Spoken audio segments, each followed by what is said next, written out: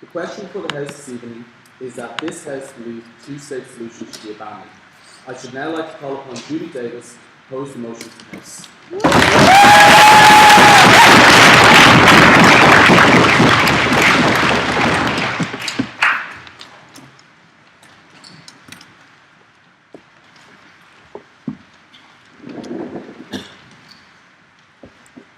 Mr. Speaker, ladies and gentlemen, friends and members of the HIST.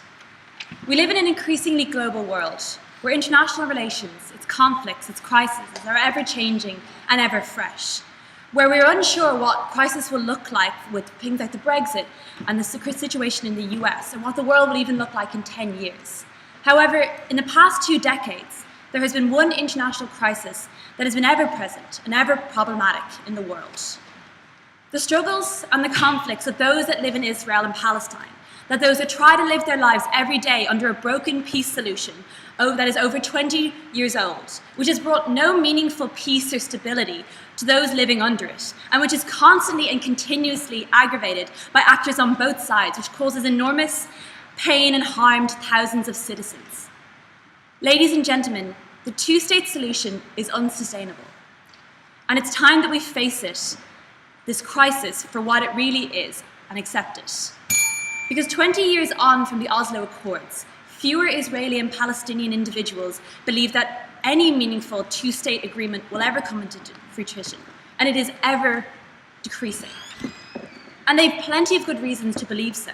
They live in a world where there is constant political instability, where there is ongoing violence right beside them in their homes and with their families, and just over in the next street, where there is a continuous Israeli settlement activity and the demolishment of Palestinian homes, not to mention the complete absence of any clear and cohesive Palestinian political unity, which is seen in the failure of the Unity Accords earlier this year.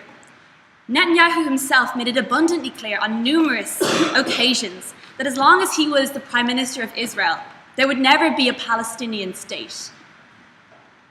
And even more, I'll take you in a second. And even more than 550,000 Israeli settlers now live over the line, despite repeated statements from the UN declaring that these settlements have no legal validity. Yes? Okay, so Netanyahu won't be Prime Minister forever. At some point, that's going to pass. Any satisfactory endgame to this conflict is going to require a state which represents Israel and a state which represents Palestinian Arabs. Like, what's your alternative to that? Okay, so it is true that Netanyahu will not be president, or rather Prime Minister forever. He just will be for a very, very long time. And it is unclear, and there is no future hope for any other opposition party at the moment. The party which he is in power of, which is violently against any form of two-state solution, will continue to be in power for a very long time. Like, that is the future, and that is a truth that they have to accept, okay? Because even if the two-state is ideally what we'd like, it is just unsustainable, and it is unlikely to happen under the current political situation. It is unclear, especially with the continuous settlements of Israeli citizens over the lines, when they know internationally there is growing pressure, this is wrong, they continuously hold this view. What is important to recognize in this debate is that there is no perfect solution, Sam wants to say, okay? I'm not here to prop that, and I don't believe anybody on prop is. To be honest, there's probably not even a good solution at this point. We can go back into history and we can squabble over what is right, whose fault this is, this mess that we're in, and what is technically fair. But the truth is that we live in a world in which the two-state solution and the promises that it claimed 20 years ago have failed both Israelis and Palestinians. And it cannot keep going. It has failed the individuals in both states who do not feel safe in their homes, the Arabs who live in Israel and face continuous exclusion and discrimination, to the thousands who have been uprooted in their homes and been resettled with no sense of security and no hope of ever achieving so, where their borders lack any form of consensus across either with Palestine or Israel, and no international support. Ladies and gentlemen, it's time that we face up to the truth. Because every time that we put off this decision, every time that we wait for this perfect solution, like Sam says, where we say Netanyahu is going to eventually leave power, somebody else will come in. Every time that we put it off and we cling and we hope to this two-state solution, when we wait for this perfect hope instead of facing what is unfortunately an imperfect solution, that time is measured in the loss of lives, in more resentment, in neighbours, in those that live across from them, in generations that are sacrificed. We must face the future honestly and straightforwardly. We must leave the past and its false promises behind and the attempts that it is unable to give us. Because I think we owe all those who sacrifice and those who suffer for the crisis to do so. Thank you.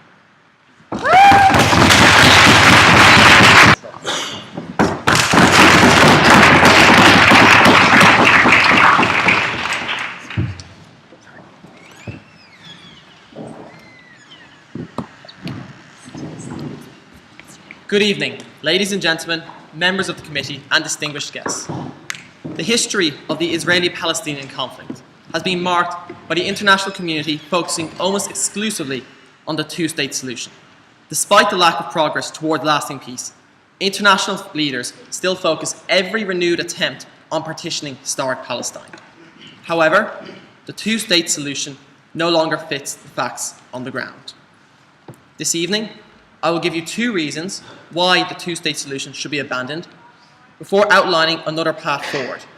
In her speech, Izzy talked about gave us a vision of a dystopian one-state solution, the worst-case scenario. There is no scenario worse than what is going on now. There is a possible one-state solution. A one-state solution, a state for all its peoples, as it's known, in which both Israelis and Palestinians have equal human rights, civil rights, and political rights. I will expand on this later in my speech. One major reason that a two-state solution should be abandoned is due to the inability to create two contiguous, ethnically homogeneous states. The settlement program in the West Bank that has been both condemned and condoned by the Israeli government has resulted in over 500,000 Israeli nationals living across the Green Line. These settlers abide by Israeli law and are in essence living in Israel. Julie, in her speech, spoke about the settlements and how they are an affront to the sovereignty of the Palestinians. I'd like to kind of continue on the theme of the settlements, but look at how they are actually preventing us from moving forward, why the settlements block a two-state solution. The creation of two states would require one of three solutions to the settlements. Firstly, the concession of these areas, including most of East Jerusalem, to Israel, making a future Palestinian state unfeasible. Secondly, that these settlers become Palestinian residents or citizens, which contradicts the entire idea of two states for two peoples. Thirdly, that these settlers are forcibly removed, which neither international nor Israeli leaders would stomach. Considering also that 1/5 of Israeli citizens are Arab Israeli, and for a two-state solution based on two states for two peoples to occur, they would face the same uncertain outcomes as the Israeli settlers. It is clear that creating a two-state solution has become impossible. A second major reason that the two-state solution should be abandoned is that it does not solve the problems which the region faces today. As things stand, Israeli citizens are fearful for their security. This is what drives a lot of popular support for the Israeli government's actions towards the Palestinians. This would not change with the partitioning of historic Palestine. Israel would instead have a neighbour who they perceive as an adversary, still determined to undermine them. This is not conducive to peace. Meanwhile, Palestinians fear oppression by the Israeli state, and this is what drives anti-Israeli settlement in both the Gaza Strip and the West Bank. This would not change with the creation of two states. Palestine would instead have a neighbour who they would also perceive as an adversary, still determined to oppress them. This is not conducive, not right now, guys. This is not conducive to peace either. The first goal of any potential solution should be to limit the bouts of violence which have been a hallmark of this conflict. A two-state solution only makes further loss of life more likely. The solution I propose is to create one state in historic Palestine, a state for all its peoples. This would be in the form of either a federal, confederal, or cantonal state with a consociational system of government. How would you guarantee equal treatment in the law? How would you guarantee Palestinian human rights? Thank you very much. I'm actually just about to go through this and kind of mention the features you would have to bring in order to guarantee equal rights for Palestinians in Israeli areas and Israelis in Palestinian areas. This consociational system of government, this future one state, could draw from models adopted, for example, in Bosnia and Herzegovina, Switzerland, and Northern Ireland, amongst others.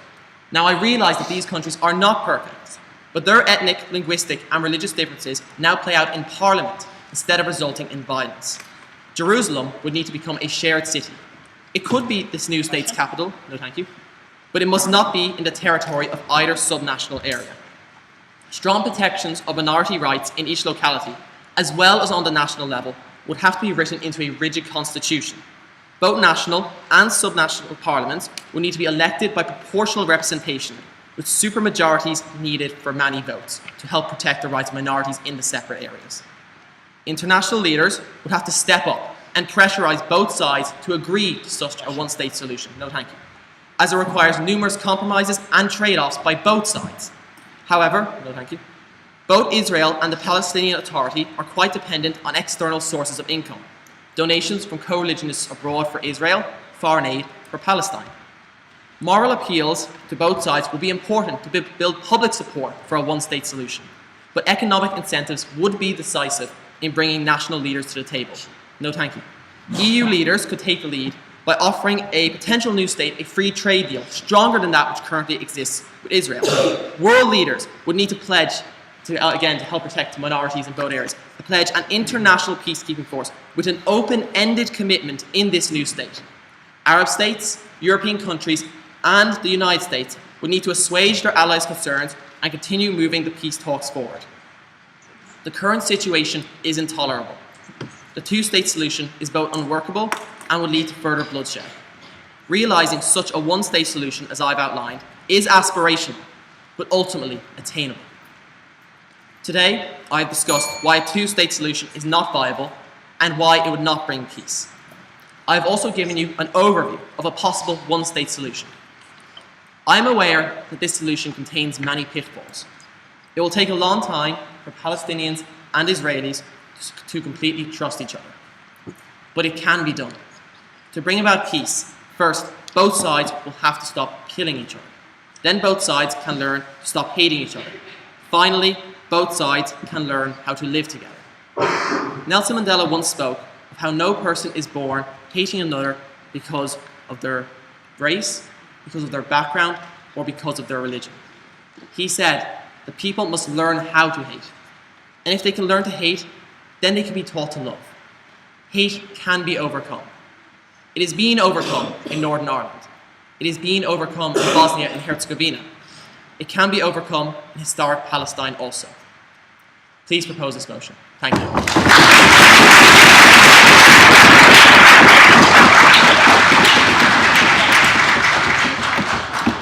I should now like to call upon Tom Parrott to make the case for the opposition.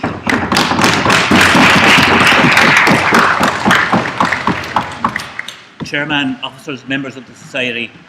20 years ago, a miracle happened on this island. An agreement was concluded. Against all the odds, against all expectations. What was the basis of that agreement? The words of George Mitchell, the phrase parity of esteem, was the crucial underpinning of that agreement. 10 years ago, a woman whom I've met, an academic in England, a Jerusalem-born Arab, Gadi Karmi, published a book, Married to Another Man, Israel's Dilemma in Palestine. And she quotes in this a very interesting comment by a leading figure of the PLO. In December 2004, on the 23rd, he declared, the goal was to eliminate Israel in a second stage. Not a two-state solution, but a two-stage solution.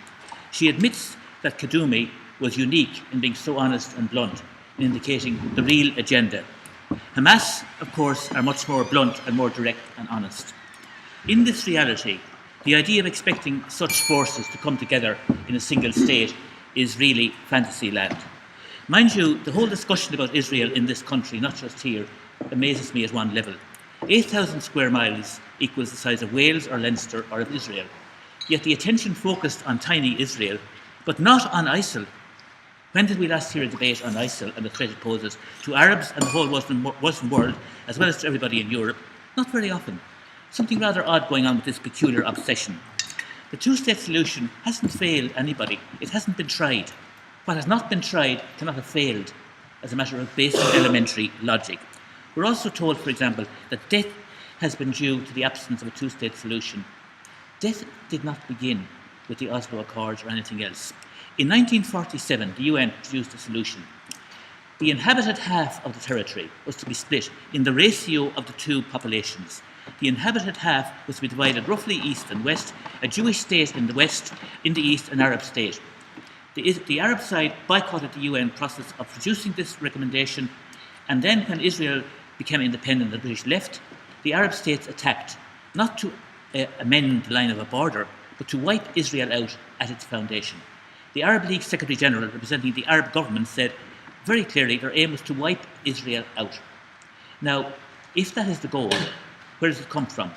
It comes fundamentally from an Islamic doctrine that any land once held by Islam must never be surrendered. Read the Hamas Charter. You'll find a good translation online of the Hamas Charter. The Avalon Project has it, 6 pages. I checked the accuracy with a friend of mine, a Trinity graduate, who lectured in the Arab world and studied in Iran, and whose skill in Arabic is rather better than mine, and he assures me it's a totally accurate translation. Read that to find out what Hamas are about. They are an Islamic outfit, not a political movement. And their goal is no recognition, no negotiations, and no peace. Their goal is the elimination of Israel. The goal for Kaddoumi of the PLO admitted was a two-stage process, not the elimination of Israel in stage one, but the two-stage Arab state and then infiltration of millions of refugees, or rather the descendants of refugees, and the gradual elimination of Israel. You can have a two-state solution if there's a will for peace and parity of esteem. At the moment, we have a bad situation. The option to a bad situation is not necessarily a better situation. It can also be a far worse situation. The idea that we abandon the process of looking for a two-state solution does not mean we get a better situation. We could get a far worse situation. In the region, security is at risk as never before. The stability of the Arab world and the wider Muslim world is a threat from ISIL in a way that has never happened before. It is essential for the well-being of every Arab citizen in the Arab world, in Israel, in the West Bank, and people in the wider region, as well as all of us here, that there be real security. That means cooperation and collaboration. You do not expect cooperation by Arabs in an Israeli-run state in which they have no voice. If you want Arab cooperation, which is the only way ISIL will be defeated, in the interest of everybody, you must have an Arab voice and an Arab presence, and Arab security, and Arab dignity preserved. That means a two-state solution. Will it be easy? Of course it won't. By the way, Bibi was mentioned earlier. Bibi is 68. How long will a man at 68 be President, Prime Minister of Israel? Let's get real. This is absolute rubbish. The reason why his party got powerful influence was because of Arab attacks. Hamas terror has fueled the lurch to the right in Israeli politics, and it has created what they want. They do not want peace, they want division, and they want the destruction of Israel. It is up to the Arab world to do what the Egyptian government is doing and face up to terror and the ideology. And there's an interesting point here. There's a dual issue here, a dual asymmetry. If you're an Arab, you're afraid of Israeli bullets. If you're a Jew, you're afraid of Arab bullets. If you're a Jew, you're afraid of Islam. If you're an Arab, you are not afraid of Judaism. Judaism has no agenda but to live a Jewish life within a small, tiny Jewish community in a tiny area. The Islamic agenda is Islamic supremacy as outlined by Hamas. Many Arabs do not buy that, On that point. the extreme elements do. The second asymmetry is that there's asymmetry in fear and asymmetry in that fundamental ideology. This happened in Ireland. The core of the Belfast Agreement was the abandonment of the South and of the entire Green tribe of the agenda of one state, of domination on this island. That was the fundamental basis on which an agreement was reached, and the miracle of collaboration was possible. When the Arab and wider Islamic world accepts parity of esteem and accepts the right of a tiny Israeli community to its own autonomy in a tiny part of the world, then equality will apply. The debate has to some extent been based on Israel, the big bad wolf. Two peoples have equal rights. Israel has no right to dominate Arabs. Arabs have no right to eliminate or dominate Israel. And that is the moral foundation of the whole two-state process. The moral foundation recognised rightly in UN 181 in November 47, which divided the inhabited half. The rest of the land was a desert, almost empty. The southern half of Israel today, had about 6,500 people in nearly half the size of Leinster roughly. That was reserved for Israel because they were facing the influx of hundreds of thousands of survivors of the Holocaust. They made that desert literally flourish. No Arabs suffered by that process. The Arab world and the Israeli world could have been collaborating from day one. The Arab agenda was to wipe Israel out. That was disastrous. Egypt reversed that process. In 1967, after the Six-Day War, the Arab world came together and said three things: no negotiations, no recognition, no peace. Sadat broke that. He was expelled from the Arab League. He was subsequently shot, but in the meantime, he concluded an agreement. Every single Israeli soldier was withdrawn from the Sinai. Total Egyptian sovereignty was restored on the basis of recognition of equal rights. Israel had no right and no need to stay. It withdrew when the agreement was reached on that basis. If the Arab Palestinians take the same line as Sadat did in Egypt and give equal recognition to their Jewish neighbours, then their Jewish neighbours have no reason and no case for anything other than one concern. That is joint defence with their Arab neighbours and the other Arab states against the ISIL threat. That is the one threat remaining if the issue of state equality is grasped. And the issue in Ireland is that we have an extremely simplistic view going on. In 1937, the British Peel Commission produced a report. It said there's been a huge increase in the Arab population. Where? Not in Nablus or in Hebron, the Arab cities in the land, in the areas of Jewish development. The Jewish development did not wipe out the Arab population. It provided an economic base on which the Arab population increased in those areas. That should have been possible. The UN recommended in 1947 economic collaboration and union. Two states operating as an economic union, a single market, customs union, whatever, is a mechanism which guarantees a win-win for both. It's the only mechanism, and it needs to be stressed. Instead of demonising one, boycott. Who does boycott help? Boycott guarantees the Hamas goal of destroying Israel. We boycotted in this country. In 1920-21, the Republican side boycotted Belfast. Result, tension, bloodshed. Boycott is not the way you negotiate. You negotiate by accepting and recognising the other side and negotiating peacefully on an equal basis. We in Ireland should be the last people on earth to make the stupid mistake we made for so long on this island, or our earlier generations did. First of all, you ignore Northern Ireland, you boycott it, and then you think they will fall into your hands like a ripe apple.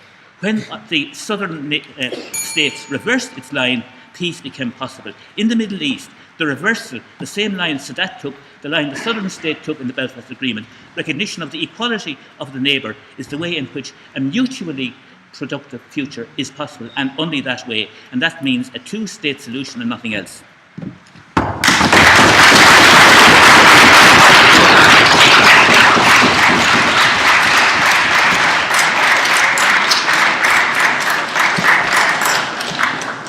Now I'd like to call upon Michael Gandy to take the proposition.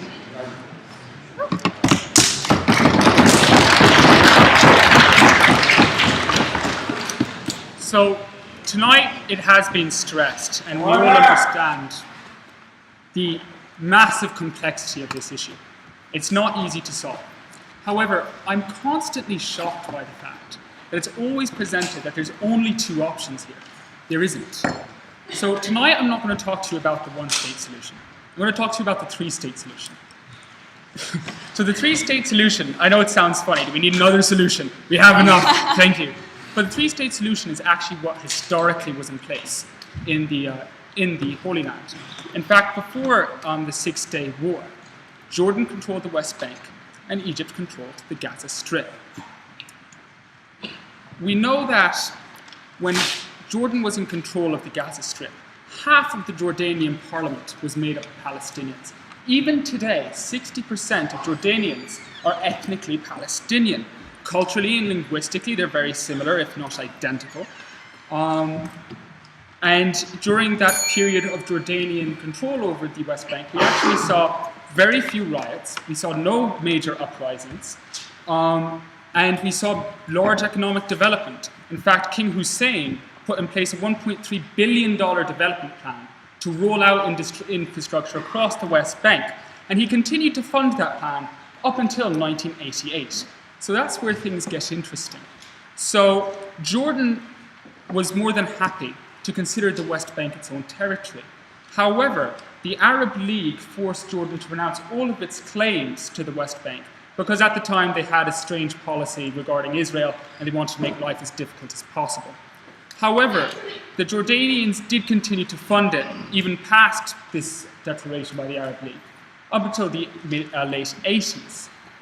Even nowadays, we see that the memory, Palestinian memory of this time has not disappeared. A poll conducted by one Palestinian university, and you have to pardon my pronunciation here, but An-Najjar University in Nablus, found that 44% of Palestinians, a plurality, support the West Bank rejoining Jordan. And this makes sense. The West Bank has no natural resources. It's situated, regardless of who was right and wrong in the past, it's shrouded now in a long history of conflict. You have a friendly state, ruled by a monarch who's shown he can get along with Israel. Why wouldn't you want to cooperate with them? And the fact is, historically, Jordan always did want to consider the West Bank its own territory. It was only because of the actions of the Arab League that they pulled out of the West Bank in the first place. Some changes can be put in place immediately to allow this to go into effect. In fact, the Israelis, there was an article in Foreign Policy just on this issue, where an Israeli diplomat outlined that he thought the three-state solution really was the best way forward, because as I mentioned earlier, King Abdullah and his father, King Hussein, both demonstrated that they actually wanted to get along with Israel. Egypt has a similar story. As was already mentioned by the previous speaker, Israel and Egypt made peace in the past and returned to Sinai. The Gaza Strip at the moment, for example, borders Egypt, and the city of Jaffa is actually split in two. It's part controlled by the Egyptians. Culturally, linguistically, religiously, philosophically, the Gaza Strip has far more in common with Egypt than it does Israel. In fact, there's even an argument, since Jaffa is half controlled by Egypt, the Gaza Strip, due to the long period of separation of Palestine, may actually have more in common with Egypt than it does the West Bank. So ultimately, what we see with the three-state solution is it's a rather common sense approach. So you return to a period where you actually have two states that are capable of negotiating with Israel, and you offer an actual alternative that can guarantee respect for human rights. Now, listen, Jordan isn't a perfect country, nor is Egypt, but I would much, to say the very least, but we can guarantee and we can see protections. Yes, Liam. So, given the placement of settlements that have been in the West Bank that divided up the Palestinian land, so that if they were to give them, they would give it to the islands, do you see a situation in which the Palestinians actually accept this partition of their land, which they once saw when one saw the entire West Bank as theirs, now only parts of it? So the question regarding the settlements is a good one. And although I'm very much a supporter of Israel, many supporters of Israel don't view the settlements as a great thing. But we do know, to say the least, that Israel has shown a willingness to cooperate and negotiate with Jordan. So if you were to create a Palestinian state in the West Bank, as is being proposed by those supporting the two-state solution, I don't think that the Israelis are going to be particularly fond of the idea of negotiating with Mahmoud Abbas over the removal of settlements. However, Benjamin Netanyahu said recently, Jordan is an important strategic ally. Jordan can actually get things done with Israel. And Israel has shown in the past that they are willing to withdraw settlements if there's an opportunity for peace. They did it in the Sinai. They could very well do it again in the West Bank. The fact is, there was a poll conducted, I think it was Haaretz that conducted it, and it found that over 80% of Israelis would rather not be in the West Bank at all. But it's unfortunately just because they view that they have to for their own security. Yes, sir? Yeah, actually, I'm an Israeli. I agree with you. I don't care specifically about the settlement. Sure. I never go there.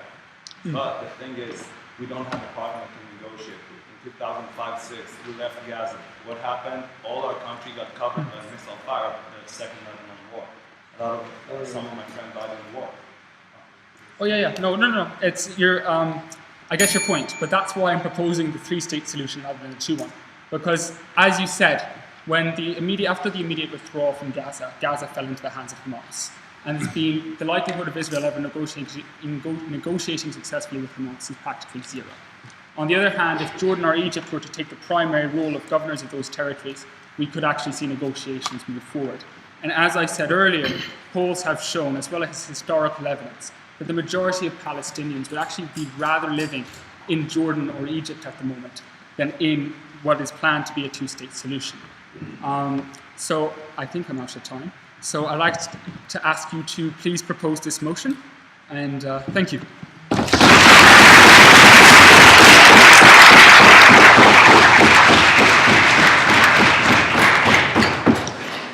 should now like to call upon Vincent Trumbull to make the case of the opposition.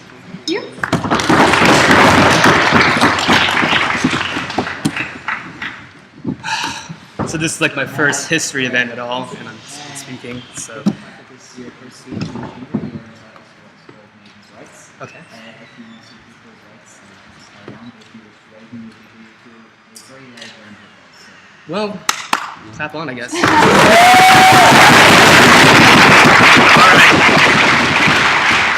The two-state solutions, like Ned Stark saying, well, winter is coming and haven't won for 6 seasons, when the hell was winter actually coming? For all intents and purposes, the original mechanism of the two-state solution is dead. But the two-state solution is a bastard of Jon Snow. It can provide from the dead, and for good reasons for Israel, but for bad reasons for the future of Palestine. In 2013, U.S. Secretary of State John Kerry said that there was a 1.5 year window to negotiate a last-ditch effort to secure a two-state solution. When in 2015, Israeli Prime Minister Benjamin Netanyahu won re-election by galvanizing conservatives by stating that Palestine would never become a state as long as he was in office, that window had officially closed on an independent Palestinian state. However, for many Palestinians in the West Bank, this was a positive event in terms of their individual aspirations for their livelihood. A poll conducted in 2013 by the Palestinian Center for Policy and Survey Research said that 65% of Palestinians over the age of 50 wanted a separate state, but only 48% of youth aged from 18 to 28 wanted a separate state, with 52% of that age demographic favoring Israeli citizenship with equal rights. The reasoning: life as a Palestinian in Israel is scores better than life as a Palestinian in Palestine. This is significant considering that according to the CIA World Factbook, in 2016, over 57% of the Palestinian population in East Jerusalem, the West Bank, and Gaza were under the age of 28. Also, Haifa University's Arnon Sofer argues that the total population west of the Jordan will reach 15.5 million people by 2020. The 6.4 million Jews will constitute only 40% of the population. The majority will be 8.8 million Palestinian Arabs. This is a dilemma for Israel. Israel has long been in favor of a one-state solution, where it keeps its essence as a Jewish state. Since the facts on the ground grant that the traditional path the two-state solution is unattainable, what happens to the Palestinians in the West Bank? With no continuation of negotiation, the international community will start to question whether the occupation of the West Bank and East Jerusalem is really temporary, and what will happen to the 2 million Palestinians in that area. Israel will be forced to do one of two things, both of which are not in the interest of their own country. One would be to grant full voting rights to the Palestinians, which would mean the end of the Jewish state in the long term. The second option would be to turn Israel into an apartheid state, which is unacceptable in the international community, and could possibly bring sanctions on top of the Jewish state to change their behavior towards the first option. Deputy Prime Minister Ehud Olmert said in the context of negotiating a settlement with the Palestinians, more and more Palestinians are uninterested in a negotiated two-state solution because they want to change the essence of the conflict from an Algerian paradigm to that of a South African one, from a struggle against occupation to a struggle from one man, one vote. This, of course, is a much cleaner struggle, a much more popular struggle, a much more powerful struggle. And for us, it would mean the end of the Jewish state entirely. Faced with these two options caused by an exploding demographic wanting to become Israeli citizens to obtain a better future for themselves, it is in Israel's best interest to restart negotiations with the Palestinians and work towards an independent Palestinian state.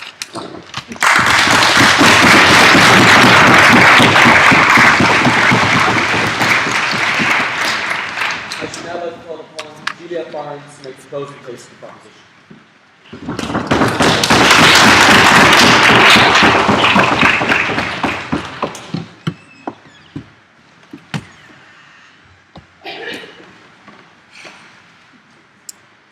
hello. Hey, friends. It's been really intense so far. It's been a lot of opinions. I think this is a particularly interesting debate because one of the speakers on the opposition bench has tried to tell you in a chamber that you can't try to appraise a solution that hasn't been attempted yet, and that the two-state solution hasn't been attempted yet. There's loads of reasons why it hasn't been able to be attempted. Like it's just every time something has been given a shot to give Palestinian states much more autonomy, it nearly always goes downhill nearly immediately. Like this is the closest we're getting to a two-state solution. Like this is the best of what we can measure it from. So we have to take it in earnest from that position. So I'm going to try and do a little whip speech. So that means I'm going to kind of go down what was said on the op bench. So first of all, I'm going to address Sam's POI way back when Julie was speaking, the first speaker this evening. And Sam was like, but guys, Netanyahu won't be in power forever. But the problem that Sam misses out there is like, yeah, obviously, like we know he's mortal, but the immortality lies with the ideas that keep him in power currently, and it is most likely that whoever is in power after him will adopt similar ideas to maintain their power for a long time. Netanyahu is about what he represents and what he says and why that is politically potent in Israel, not about that one guy in particular. And he is being re-elected constantly with statements, as Julie mentioned. Then we go on to Izzy, and she raises a lot of important and emotional points. No, thank you.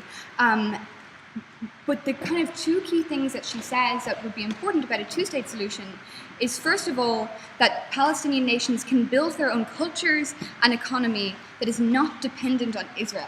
And that is just factually untrue. Like if we're going to claim that, then I think we can equally on our side claim that as soon as a one-state solution happens, everyone has human rights and it's super cool. I don't think either side is likely to get that ideal version of events, so we have to address it with given the most likely case scenario. So what is likely to happen under Izzy's ideal two-state solution? So first of all, we think the most likely thing that will happen is that those states, that the West Bank and Gaza will be dependent on Israel. They are not connected, they are not culturally very similar. We had a whole history lesson from Michal telling us all about why. It was so helpful, thank you.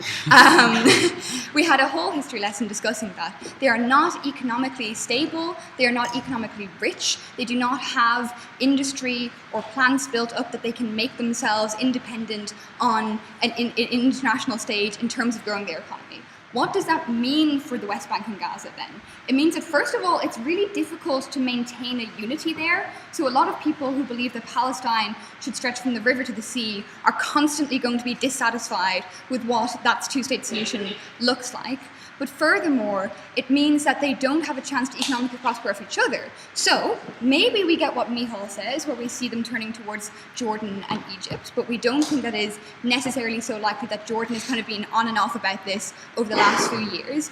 We think it is much more likely that they're instead going to turn to Israel and look to be economically dependent on Israel in some way, shape or form. They are likely to try and base industry off there. They are literally geographical neighbors. They are the groups that make the most sense to cater to each other's economies. The issue with that is that you don't get an economy or a culture that is independent of Israel. What you get is a miniature one-state solution where it's not even it's not even gerrymandering or anything like that. They're just different countries. So why would you allow someone from a different country to vote in your own country? You wouldn't. It just means that Palestinians living in those states that are entirely at the behest of Israel politically and economically have no say and no potential for any say in what would go on in terms of what affects their trades, their country, and their culture.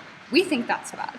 Then she goes on to talk about the fact that if you have a united one-state solution, which I think is probably the best solution we're going to get, sorry Michal, out of this, out of this situation, is you will get this kind of submersive kind of apartheid state, and that is probably true on some level. There's probably no real way of avoiding that. It is a very difficult thing to strive to maintain a Jewish and cultural integrity and identity when at the same time you have numbers outweighing you. But Izzy claims that this is going to happen for much longer because people just won't pay attention, because there's not a wall there, so there's nothing to draw people's attention to the situation.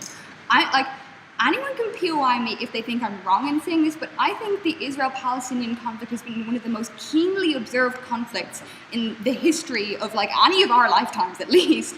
I think it is highly keenly watched by the international community.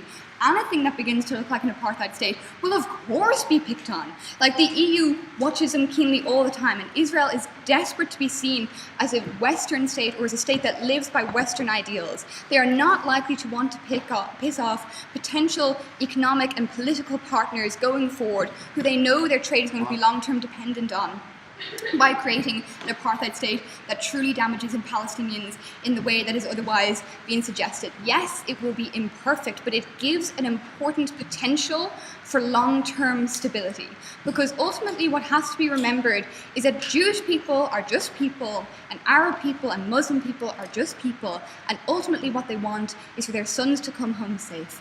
Ultimately what they want is for their daughters to be able to love and marry who they want. Ultimately what they want is for a level of stability to exist in their regions and to exist in their areas so that they know that they can raise their families as they wish. That is what most people will aim for, and we think that that is what will be reflected in a political situation wherein most Jewish voters would be voting like to not oppress Arab people, given that they know that were that to happen, we've seen it countless times happen, where that just creates more violence, that creates more instability in a country. Ultimately, we've had cool history lessons and that have been useful, but we spend so much time in these discussions pointing backwards and saying, whose fault was it? Who invaded first? Who has most right to that land? At the end of the day, we are where we are. And we have to face up to a situation that no one alive today really created, but we're all facing ultimately. We have to accept that the two-state solution has failed Palestinians and it's failed Israeli people, and we need to move forward with a solution that can give those groups the most opportunity to flourish and be prosperous. And that appears to be the, though imperfect, more perfect than two-state solution, one-state solution. Beg you to propose. Thank you.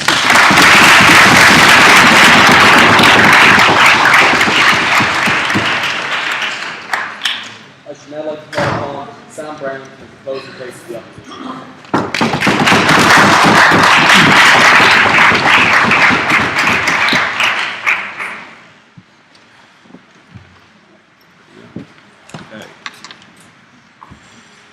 Ladies and gentlemen, there are two options before you tonight.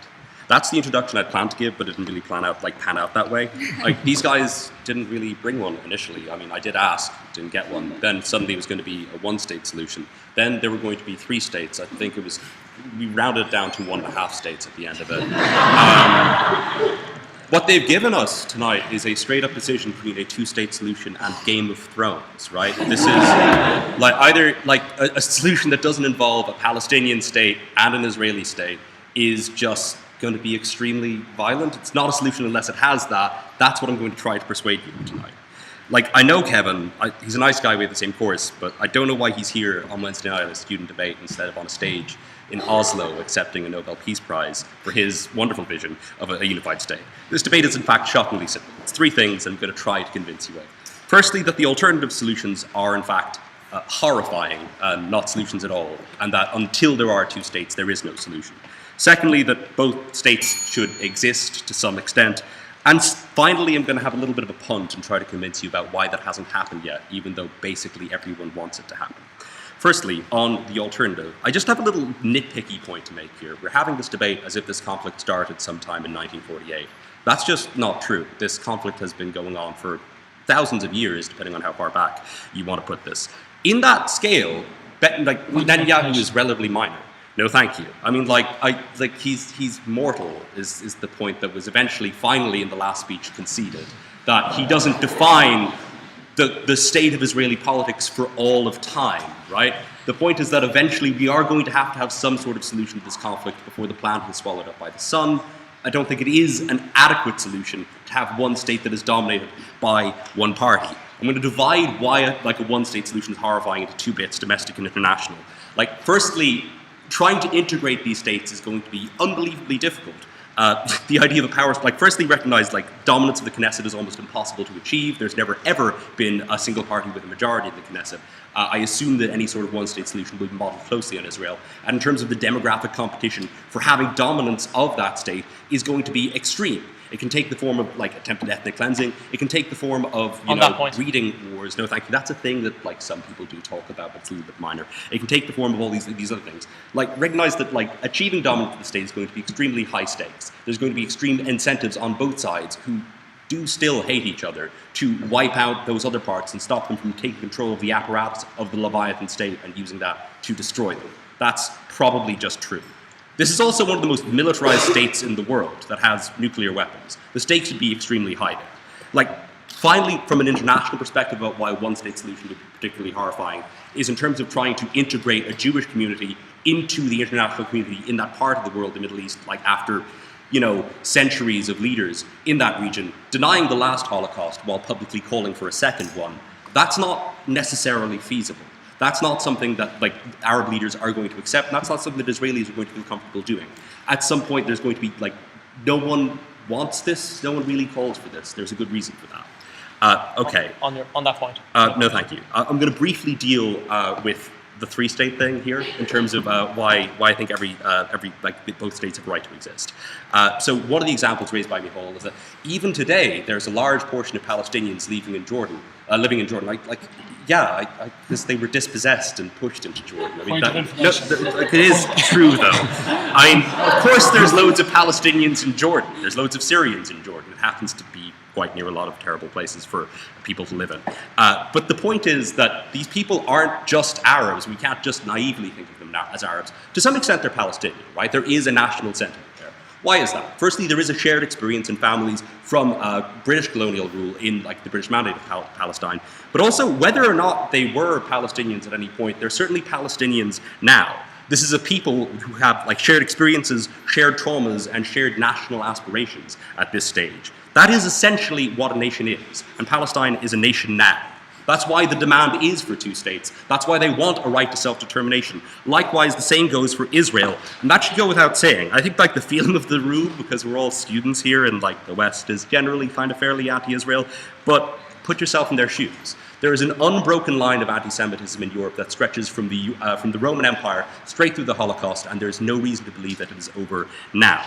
There's no reason to believe that after the Holocaust in Europe, that any Jew could have felt safe and felt like they had an ability to self-determine and be protected in a nation without being able to go to what was then Palestine and form a state there. Like, there's no reason to believe that this would ever have solved itself without that. Like, I simply don't accept the idea that Israel doesn't have a right to exist, because time and time again it's been the case that Israel has been Jews have been victimized specifically by Europeans and others in the world. So two states should exist, right? What I've just done is said that one state should exist and the other should exist, and unless they both exist, then that's not a solution at all. We have national aspirations, no thank you, on both sides that aren't going to be satisfied by a mega-state or some sort of weird trilateral, quadrilateral agreement. Both sides want a state. That's the fundamental thing here. So I think you should probably vote up. Finally, why has that not happened yet? Because everybody wants this. No, I think that the best way to explain this is in terms of ideologies of extermination. That's an extremely sensitive word to use in this context, but I think it's the most accurate one. That occurs on both sides, from elites and from electorally determinative groups. So, for instance, Hamas are one of the only groups in Palestine that can acquire the necessary funds to build infrastructure and to look something like a state apparatus within those territories. And certain electorally determinative groups I've already mentioned how hard-fought it is in the Knesset, have disproportionate influence to the rest of the population. Most people don't want this. Israel is surrounded by people who deny the last Holocaust and welcome the next. Israel, in those places, they encourage that. The best example, you're out of time, that I can give of this, in terms of, firstly, the Hamas constitution is fairly anti-Semitic. It calls for their extermination. But secondly, consider things like the Hannibal Doctrine, which is gone now, but what it stated was that if any Israeli soldier was kidnapped, literally any degree of effort could be put in to retrieve that soldier, to the extent of killing that soldier rather than being held hostage. This shows some animus there, because what that means is that the Israeli army and certain elites within Israel know that the Israeli public is not as anti-Palestinian as they are and are willing to do things like hostage swaps. The point is that they don't want people on the ground to have that influence, because people still believe they can win and have one state all to themselves. That's not feasible. If there are not two states, there is no solution. I beg you to oppose.